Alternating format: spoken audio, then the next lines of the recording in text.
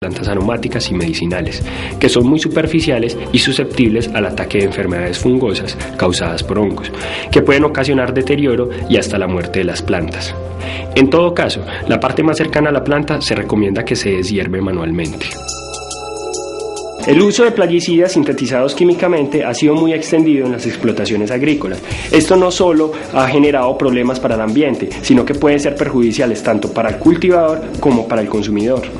Por eso es importante conocer algunas prácticas de manejo de las plagas, de las enfermedades que sean más amigables con el cultivo y con el medio ambiente.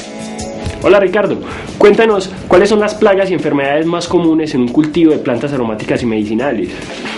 Mira, existen diversos tipos de plagas y enfermedades que afectan el cultivo de las plantas aromáticas y medicinales.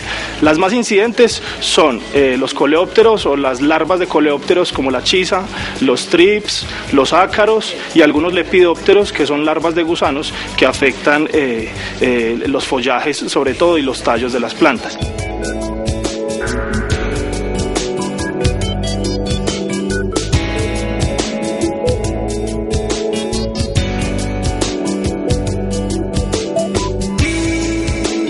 Dentro de las enfermedades más comunes que tenemos está la botrytis, que es una enfermedad que la produce un hongo que afecta al follaje y los tallos. Tenemos también otras enfermedades en el suelo como la rizoctoniasis, que es un ataque directo a las raíces que impide que las plantas aromáticas y medicinales absorban los nutrientes y se puedan desarrollar adecuadamente.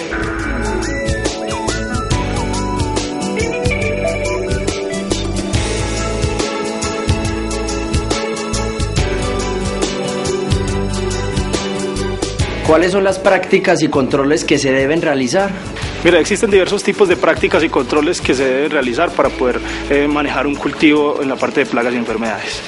Existen prácticas culturales que son las que se realizan normalmente en el cultivo, que se utilizan para manejar la sanidad y mantener el nivel de plagas y la incidencia baja. Las prácticas culturales más comunes son las deshierbas, los desflores, el mantener secas las hojas de las plantas, por ejemplo, en el riego hay que ser muy delicados en eso.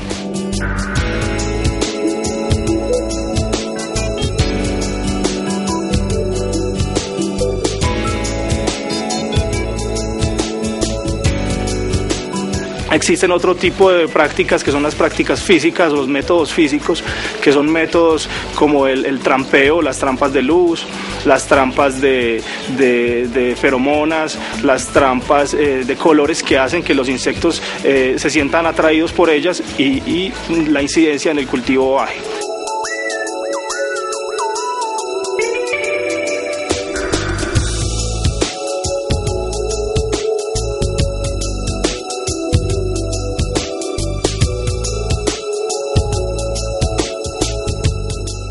Existe otro método muy interesante en el cultivo de plagas en el cultivo de plantas aromáticas y medicinales, que son las prácticas biológicas.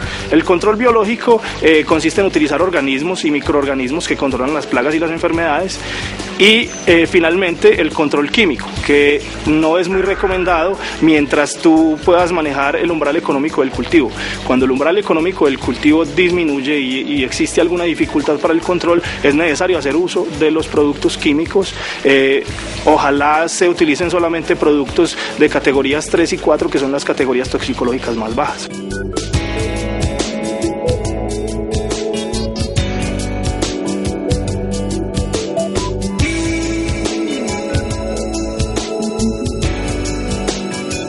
Los métodos culturales, los métodos físicos, los métodos biológicos y los métodos químicos hacen parte de una metodología muy interesante que se llama el manejo integrado de plagas y enfermedades, conocido como MIPE.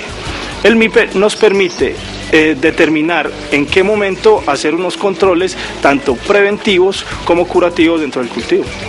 ¿Y cómo se identifican las diferentes plagas y enfermedades?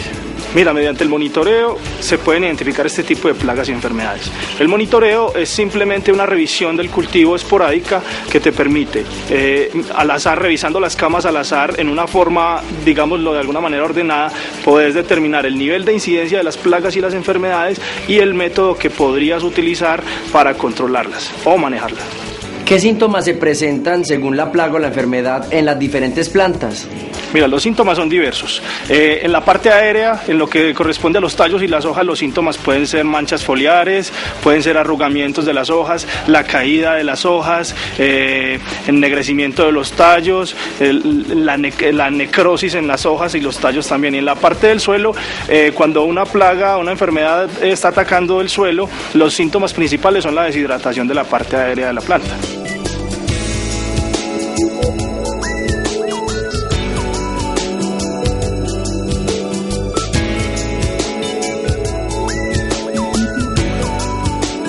¿Ves que no era tan fácil? Sí, pero ¿y cómo puedo hacer plaguicidas orgánicos si es que así se dice?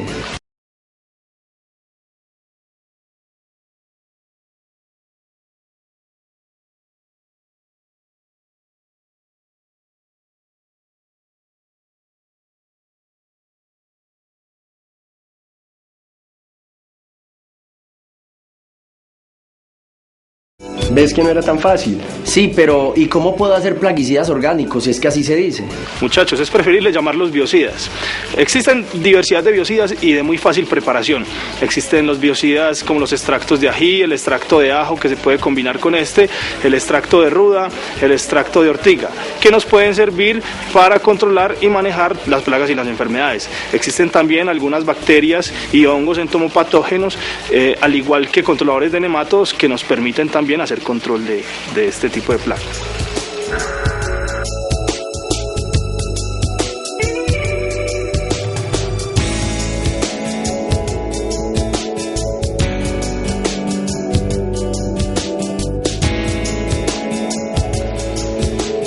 Gracias, Ricardo. Chao. Para saber cómo se hacen, debes revisar el documento 7 del curso. Allí vas a encontrar información detallada sobre la elaboración de este tipo de productos orgánicos que sirven para que fumigues tu cultivo. ¿Recuerdas a Juan Diego García? Ahora presta mucha atención porque nos va a explicar algo sobre los abonos verdes. Aquí les tengo un ejemplo de abono verde. Es una planta leguminosa. ¿Cómo reconocemos la leguminosa? Son plantas que el fruto lo producen en forma de vaina. ¿Cómo se utiliza una leguminosa como abono verde? Lo que se hace es que en el terreno se siembra la semilla, se deja que la planta crezca hasta el momento de la floración. Cuando la planta produce la flor, lo que se hace es que se corta y se mezcla con el terreno.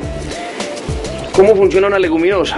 Ella simplemente tiene una asociación entre unas bacterias de un género que se llama Rhizobium, y esas bacterias, al fijarse con la raíz, le permiten fijar el nitrógeno que está en el ambiente. Es una forma muy sencilla de darle nitrógeno y fertilidad a un suelo. Simplemente se siembra la planta y se espera que ella haga la producción. Acá tenemos un nódulo. Cuando uno lo abre, en el interior se pueden observar ciertos colores, tonalidades naranjadas. Eso indica que hay una muy buena invasión por parte del Rhizobium.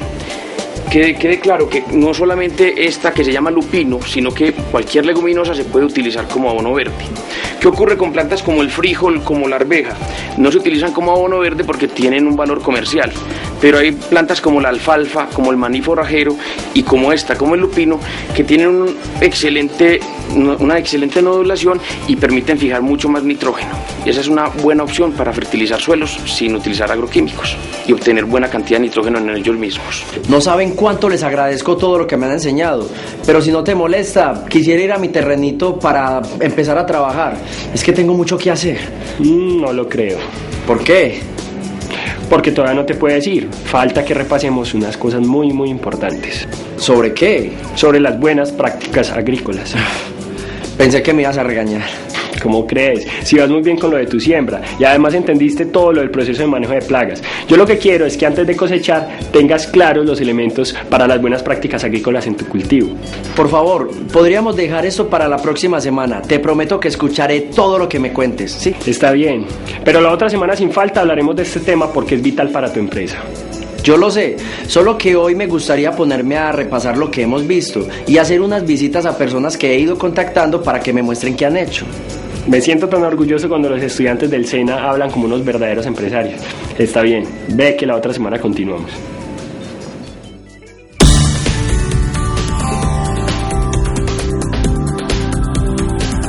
Según leí en el curso, parece que ya están listas para el primer corte. Si será así, Me da miedo de no estar seguro. Me parece muy importante que te asegures bien, porque las plantas aromáticas y medicinales que seleccionan para exportación deben cumplir con una serie de características, como longitud mínima, higiene, madurez y buena presentación del producto. Camilo, mucho gusto. Es un placer tenerlos aquí y poderles hablar del proceso de empaque y post cosecha de plantas aromáticas. Sobre todo si estamos pensando en la exportación. Camilo, es muy importante que todo lo que se haga en la finca se haga bien hecho desde el principio. Nosotros en el proceso de empaque también tratamos de darle un buen manejo al producto para que la calidad se vea reflejado al consumidor final. ¿Cuáles son las características o condiciones que exige el mercado exportador? Primero que todo debe estar libre de plagas y de enfermedades. Obviamente la parte estética es muy importante, el color, que esté fresco, que no vaya a presentar problemas de deshidratación. Y cada cliente hace unas exigencias en las medidas. Algunos las prefieren de 15 a 16 centímetros, otros hasta 20, depende del cliente.